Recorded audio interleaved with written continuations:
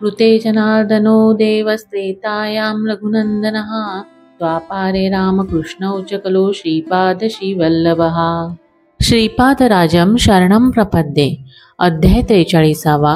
श्री अनघालक्ष्मी वर्णन। श्रीपादांची वैष्णवी माया। श्री भास्कर पंडित रात्रीची उपासना पूर्ण झाल्यानंतर असे म्हणाले, प्रिय महोदयांनो, एकनिष्ठपणे केलेली श्री विद्या उपासना ही सर्वश्रेष्ठ आहे। श्रीपाद श्रीवल्लभ वास्तविक पाहता महासरस्वती, महालक्ष्मी, महाकाली यांचे संयुक्त रूप आहे। त्यावर मी म्हणालो, महोदय, श्री श्रीपाद श्री पद्मावती व्यंकटेश्वर स्वरूप आहेत। आता आपण सांगत आहात की ते त्रिमाता देखील आहेत। त्यांना अनघा देवी समवेत अनघ असे सुद्धा म्हटले जाते। मला काही समजत नाही, विस्तारपूर्वक सांगण्याची कृपा करावी। श्री श्रीपादांचे संपन्न आदिभौतिक रूप। तेव्हा ते महापंडित म्हणाले, महोदयांनो, परमात्मा सर्व जीवराशीमध्ये विद्यमान आहे असे म्हटले जाते। मुंगीपासून ब्रह्मदेवापर्यंत तो सर्वांमध्ये व्यापून आहे असे म्हटले जाते। श्री श्रीपाद श्रीवल्लभ अवतारात ते म्हणाले की ते मुंगीत व ब्रह्मदेवात देखील विद्यमान आहेत, म्हणून ते सर्व सृष्टीत सृष्टीरूपाने आहेत। याचा अर्थ असा की ते संपूर्ण जीवराशीतील चैतन्यात तादात्म्य स्थितीशी एकरूप होऊन असतात। हेच त्यांच्या या अवताराचे वैशिष्ट्य आहे। ते सर्व जीवराशी म्हणून या सृष्टीत असूनही त्यांना कोणत्याही स्तरावर त्यांचा स्पर्श जाणवत नाही। तीच त्यांची वैष्णवी माया आहे। असे म्हणतात की या सृष्टीतील सौजन्ये, मर्यादा व संबंधित नियम यांना मान दिला पाहिजे। जेव्हा असे म्हटले गेले की ते महासरस्वती, महालक्ष्मी व महाकाली यांच्या स्वरूपांमध्ये आहेत, तेव्हा त्याचा अर्थ असा होतो की त्या स्वरूपामध्ये व्यक्त होणारे चैतन्य ते स्वतः आहेत। ते आपल्या योग मायेद्वारा त्या व्यक्त झालेल्या रूपांशी निरंतर एकात्म असतात। ते जेव्हा महासरस्वतीच्या चैतन्याशी एकात्म असतात, तेव्हा ते सरस्वतीशी संबंधित चतुर्मुख ब्रह्मदेवाच्या चैतन्याशी एकात्म स्थितीत असतात। तरीही त्यांचा महासरस्वती किंवा यांच्याशी कोणताही स्पर्श संबंध नसतो। असा देखील उल्लेख केला जातो की एक आत्मा 4 किंवा 5 पुरुष रूपात येतो। त्या आत्म्याचे शक्तिरूप 4 किंवा 5 स्त्री रूपात येऊ शकते। असे म्हटले आहे की कुठले स्त्रीरूप कुठल्या पुरुष रूपाशी संबंधित आहे या संदर्भातील विधीने निश्चित केलेल्या नियमांचे कठोरपणे पालन केले पाहिजे। याचप्रमाणे ते आपली पत्नी अनघालक्ष्मी समवेत अनघ म्हणून विद्यमान आहेत। ते त्यांचे अर्धनारीश्वर रूप आहे, पण ते श्रीपाद श्रीवल्लभ म्हणून यती रूपात आहेत। सगुण साकार रूपातील सभ्यता व मर्यादा कठोरपणे पाळल्या जाव्यात असे ते बजावतात। हा सूक्ष्म धर्म आहे। धर्म वेगळा आहे व सूक्ष्म धर्म वेगळा आहे। ते आपल्या दिव्य कृपेचा उदंड वर्षाव करण्यासाठी सृष्टीरूपात आहेत। याचा अर्थ असा की ते सृष्टीशी एकात्म स्थितीत असल्यामुळे मनुष्यांच्या प्रगतीला गती मिळते। श्रीपाद जप, ध्यान व तप यात मग्न असतात। त्या तपाचे फळ ते स्वतःकडे ठेवीत नाहीत, ते फल संपूर्ण सृष्टीला प्रदान करतात। ते आपल्या तपाची फळे आपल्या भक्तांना दुःख व व्याधीतून वाचविण्यासाठी व त्यांना कर्म शृंखलांमधून मुक्त करण्यासाठी देतात। जगन्मातेच्या महासरस्वती, महाकाली, महालक्ष्मी, राजराजेश्वरी या 4 शक्ती या विश्वातील दिव्यत्वाचे प्रगटीकरण व विश्व प्रशासनासाठी आविर्भूत झाल्या। अंबिकेला 3 पातळ्या असतात, अतीत पातळी, वैश्विक पातळी, वैयक्तिक पातळी। प्रत्यक्ष सृष्टीच्या निर्मितीपूर्वी पराशक्ती अतीत पातळीवर असते। परमात्म्यात असलेल्या अनंत सत्यांना ती आपल्यात आकर्षित करून आपल्या चैतन्यात मिसळून त्यानंतर ती जगतसृष्टी म्हणून जन्म घेते। जन्म घेऊन तिचे कार्य पूर्ण होत नाही। ती सर्व जीवांना निर्माण करून त्यांना आपल्यात घेऊन तिचे कार्य पूर्ण होत नाही। ती सर्व जीवांना निर्माण करून त्यांना आपल्यात घेऊन त्यांच्यात प्रवेश करून बळ देते। ही तिची वैश्विक पातळी आहे। अनघालक्ष्मीचे खरे स्वरूप। ती वैयक्तिक पातळीवर मानवी व्यक्तित्व व दिव्य प्रकृती यांची मध्यस्थ म्हणून राहते। हे अनघालक्ष्मी रूपात आविर्भावण्याचे रहस्य आहे। ती आपल्या मूलतत्वातील काही अंशांना अवतार घ्याव्यास लावते। या अंशांनी करावयाचे कार्य पूर्ण झाल्यानंतर ती त्यांना पुन्हा आपल्या मूळतत्वात आकर्षून घेते। अनघ देवाच्या संकल्पाशिवाय अनघालक्ष्मी एखादे छोटे कार्यसुद्धा करू शकत नाही। ती आपल्या प्रभूंचा संकल्प पूर्ण करते। श्रीपाद श्रीवल्लभांच्या रूपात ती माता आणि पिता या दोन्ही रूपामध्ये असल्याने उदंड कृपा असते। अनघालक्ष्मीच्या मुख्यतः 3 भूमिका आहेत.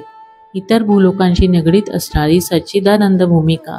या भूमिकेत या ठिकाणी अनंत अशी स्थिती, अनंत अशी शक्ती, अनंत असा दिव्य आनंद भरून राहिलेला असतो. तेथील जीव परिपूर्ण अवस्थेत व वर्णना पलीकडले आणि न बदलणाऱ्या एकात्म स्थितीमध्ये असतात. या सच्चिदानंद भूमिकेच्या खालच्या पातळीवर परिपूर्ण असे दिव्य चैतन्य सृष्टीलोक आहेत. त्यांच्यात अनघालक्ष्मी दिव्य चैतन्य महाशक्ती म्हणून राहते. वेदांमध्ये या विश्वाचे मोहरलोक असे वर्णन केले आहे. या लोकातील कर्मांना अपयश नसते. प्रत्येक कर्मात इच्छा व ज्ञान यांच्या शक्ती प्रयत्न न करता परिपूर्णतेस जातात. तेथील सर्व अनुभूती आनंद महासागरांच्या असतात. तेथे पूर, लाटा, असत्य, दुःख व पीडा प्रवेश करू शकत नाहीत. प्रत्येक रूप, प्रत्येक हालचाल व प्रत्येक अनुभूती आनंदाने भरलेली असते. याखाली अज्ञान भूमिका आहे. आपल्या या भूमीवर अज्ञान राहते. ही जगे मन, जीव व शरीरे यांनी भरलेली आहेत. येथील सर्व अनुभूती अपरिपूर्णत्व, मर्यादा व अपयश यांना पात्र असतात. राजराजेश्वरी महिमा. राजराजेश्वरी मातेचे चैतन्य अमर्याद करुणा आहे. ती सर्वांना आपली बालके समजते. प्राणमय, मनोमय भूमिका जे अंधकार समूहात राहतात त्यांना असुर म्हटले जाते. त्यांच्याजवळ आत्मसंयम, तप व बुद्धिमत्ता असते.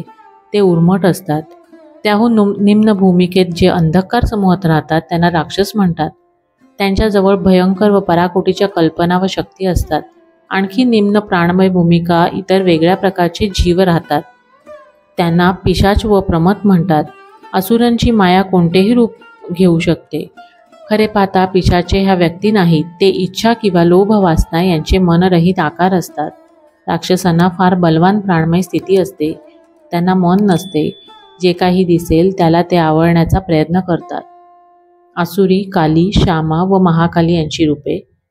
काली, श्यामा व इतर यांची रूपे आपल्याला प्राणमय स्थितीद्वारा दृश्यमान होतात. काली ही विध्वंसक शक्ती आहे. ती अज्ञानातील निसर्ग शक्ती आहे.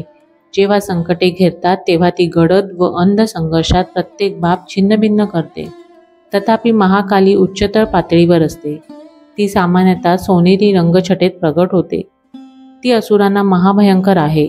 राजराजेश्वरी विवेकाचे प्रतीक आहे, तर महाकाली शक्ती आणि सामर्थ्य यांचे प्रतीक आहे. या महामातेत ओतप्रोत भरलेला क्रौर्य सिद्धीसाठी आवश्यक महान विचाराची तीव्रता, प्रत्येक मर्यादा व अडथळा यांना छिन्नभिन्न करणारी तीव्र दिव्य वेदना तळपत असते. काली शक्ती जे राहते ते भयंकर वेगाने निघते आणि आपण प्रत्यक्ष देवावर जोपर्यंत पाय देत नाही तोपर्यंत ते शांत होत नाही. जेव्हा आपल्या प्रगतीला अडथळा करणाऱ्या शक्ती प्रखर होतात तेव्हा भक्ताने आपल्यात महाकाली शक्तीचे अटळपणे आवाहन केले पाहिजे. साधकांच्या स्तरानुसार महाकाली, महालक्ष्मी व महासरस्वती यांची रूपे. महालक्ष्मीमध्ये सौंदर्याचे तेज असते. विवेक आणि शक्ती संपूर्णपणे मिळवण्यासाठी सौंदर्य असणे आवश्यक आहे. याचा अर्थ असा की त्याच्याशिवाय आपल्या प्राप्तीबाबत आपला काहीही अंदाज असला तरी पूर्णत्व प्राप्त केले जाऊ शकत नाही. म्हणजेच कोणत्या तरी एका पातळीवर समतोल अवस्था तयार होते. आपणास वाटते की त्या अवस्थेत पूर्णत्व आहे. असे असले तरी जेव्हा आपण आणखी उच्च पातळीवर जातो तेव्हा आपल्याला पुन्हा नवीन सामर्थ्य व नवीन स्थिती प्राप्त होतात. त्यांना अनुसरून नवीन समतोल स्थिती तयार होते. त्या स्थितीत परिपूर्णत्व आणि पारंगतता तयार होते. म्हणून महालक्ष्मी हे परिपूर्ण पारंगततेचे प्रतीक आहे. जर पारंगतता विवेकात प्राप्त झाली व पण सामर्थ्यात झाली नाही तर त्याला परिपूर्ण पारंगतता म्हणता येऊ शकत नाही. म्हणून आपल्या परिपूर्ण पारंगततेत विवेक, सामर्थ्य, सौंदर्य व परिपूर्णत्व ही वैशिष्ट्ये संबंधितांच्या योग्य प्रमाणात असतात. चैतन्य आणि सौंदर्य यांच्यामधील मित्रत्व हे मनुष्याला कळू न शकणारे रहस्य आहे. हे सौंदर्य सर्व विश्वात पसरले आहे. केवळ महालक्ष्मीच्या कृपेनेच अनंत प्रकारचे पदार्थ, शक्ती व जीव भेटतात. ते सर्व एकात्म होतात. एकात्म स्थितीतून आनंद प्राप्त होतो. महालक्ष्मी जवळ त्या विविध प्रकारच्या बाबी, शक्ती व जीव तिची रूपे म्हणून आहेत. ती परमप्रेम व परम आनंदाची अधिष्ठात्री देवता आहे. लक्ष्मी केवळ भौतिक पदार्थ संचयाचे प्रतिनिधित्व करते. महालक्ष्मी ही भौतिक पदार्थ, भौतिक शक्ती व जीव यांना आकार देऊन मैत्रीपूर्ण, दिव्यानंद व दिव्य जीवन प्रदान करणारी महाशक्ती आहे. तथापि अनघालक्ष्मीचा विवेक, सामर्थ्य व सौंदर्य याबरोबरच तिचे बळ पूर्ण वाढवावयाचे झाल्यास कार्यकौशल्य देखील पाहिजे. वेदांमध्ये सरस्वती मातेचा उल्लेख आहे. तिला उपनिषदांमध्ये उद्गीता म्हणतात. दशमहाविद्यांमध्ये तिला मातंगी म्हणतात. ती वैखरी वाक्शी संबंधित आहे. तथापि महासरस्वती निराळी असते. दिव्य नैपुण्य आणि आत्मचैतन्य कर्माचे महासरस्वती प्रतीक आहे. या मातेच्या कृपेने आपल्याला कार्यकुशलता प्राप्त होते व दिव्य ज्ञानाचे उपयोग करतात. आत्मचैतन्य जीवनास कसे लागू करावे याचे ज्ञान होते. अनेक शक्तींच्या सालोख्याने आनंदाची प्राप्ती कशी होते ते कळते. बदल व पूर्णत्व यापासून अतिदूर असलेल्या सर्व बाबींमधील आणि बारीक सारीक बाबींमधील कमाल दक्षता ही महासरस्वतीची असते. बाळांनो, आनंद हा परमेश्वराशी संबंधित विषय आहे. पारवस्यम हा योगाचा अनुभव आहे. ज्याला इच्छा नाहीत त्यांना आनंद मिळतो. सुख हे सर्व जीवांच्या आवाक्यात असते, पण त्याबरोबर अटळपणे दुःखही असते. अनघादेवी व अनघदत्त यांची रूपे. भक्तांनी अनघाव्रत केलेच पाहिजे. लक्ष्मी देवी हे श्री अनघादेवीचे स्वरूप आहे. तिच्यामध्ये राजराजेश्वरी, महालक्ष्मी, महाकाली व महासरस्वती यांची उदंड लक्षणे आहेत. अनघरूप हे विष्णूचे आहे. त्यांच्यात परमेश्वर व त्रैमूर्ती यांची वैशिष्ट्ये आहेत. म्हणून अनघ समवेत अनघादेवीची उपासना सर्व कल्याण प्रदान करते. अनघाष्टमी व्रत सर्व दत्त भक्तांनी केलेच पाहिजे. हे अनघाष्टमी व्रत केल्याने सर्व शुभ बाबी प्राप्त होणे शक्य होते. श्रीपादांचे व दत्त भक्तीचे महात्म्य. बाळांनो, श्री अनघादेवी समवेत अनघ पृथ्वीवर श्रीपाद श्रीवल्लभांच्या रूपाने अवतरले. ते सर्व जीवांच्या भौतिक, मानसिक आणि आध्यात्मिक चैतन्याच्या अत्यंत निकट आहेत. ते स्मृतगामी आहेत. ते सर्व शक्तिमान असून आपल्या सर्व भक्तांची संकटे व हानी दूर करून त्यांना इह व परलोकाची सुखे प्रदान करतात. दत्त हे श्रीपाद श्रीवल्लभ रूपात अवतरले असून त्यांची उपासना केल्यास त्वरित दशमहाविद्यांची उपासना केल्याचे फळ मिळते. विविध देवतांची उपासना केल्याने शुभ फले निश्चित प्राप्त होतात, पण दत्त उपासनेने संबंधित देवतांच्या उपासनेची फले त्वरित प्राप्त होतात. दत्त हे सर्व दैवतांचे स्वरूप असल्याने ते सर्व चारी युगांचे अवतार आहेत. त्यांचा अवतार अंत नसलेला व सहज सुलभ आहे. श्रीपाद चरित्रामृताचा महिमा. बाळशंकर भट्टा. तू रचना करीत असलेल्या महापवित्र श्रीपाद श्रीवल्लभ चरित्रामृताचे महायोगी आणि महापुरुष सुद्धा अध्ययन करतील. संध्या भाषेच्या व्याकरणाच्या मदतीने त्यांना त्याचा बोध होईल. त्यांना विलक्षण व चमत्कारिक योग अनुभव येतील. भौतिक पातळीवरील लोकांनी याचे पारायण केल्यास त्यांना इहलोकातील व परलोकामधील सुख व शुभ समृद्धी प्राप्त होतील. या ग्रंथाचे प्रत्येक अक्षर सत्य आहे. यातील प्रत्येक अक्षर योग शक्तीने भरलेले आहे. प्रत्येक अक्षर बीजाक्षर शक्तीने संपन्न आहे. हा पवित्र ग्रंथ कोणत्याही भाषेत भक्तीने व दक्षतेने वाचला तरी सारख्याच प्रकारची फळे प्रदान करतो. हा त्या महाप्रभूंचे अक्षररूप आहे. अध्याय 43 समाप्त. श्रीपाद श्रीवल्लभांचा जय जयकार असो.